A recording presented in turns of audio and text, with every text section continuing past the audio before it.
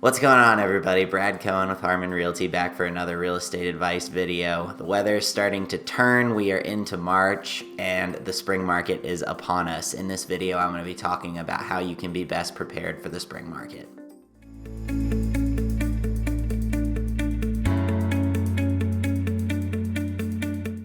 So, as a seller, it's this time of year that the phone starts to ring, and I typically start getting people saying, how should I get my house ready for the market for this spring? Interestingly enough, we're in such a weird climate right now, and the conversation is going to be a little bit different than you may see traditionally.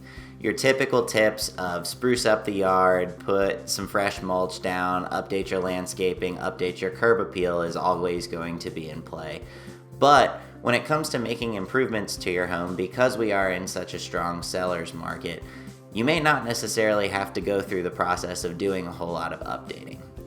In general, it's going to be a case-by-case basis, and I'm going to be able to tailor advice based on your specific situation in the market. The couple of things I always recommend to sellers when preparing for the spring market is adding a fresh coat of paint in a neutral color, something that's trendy and going to be attractive to buyers. Updating your curb appeal and making sure that your weeds have been pulled. Fresh mulch goes a really long way. Let me tell you about the first time I sold my own house.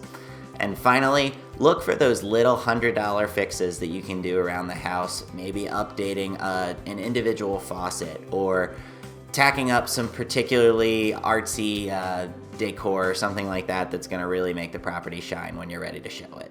So, in conclusion, everything's going to vary. There's always certain things that every seller can do to make their property shine when you're prepping for the spring market, but always being aware of what the current market conditions are is really important so you don't spend unnecessary money. It is a seller's market right now. If you're thinking about prepping your home for market, I would love to talk with you individually and give you some specific tips for your specific situation.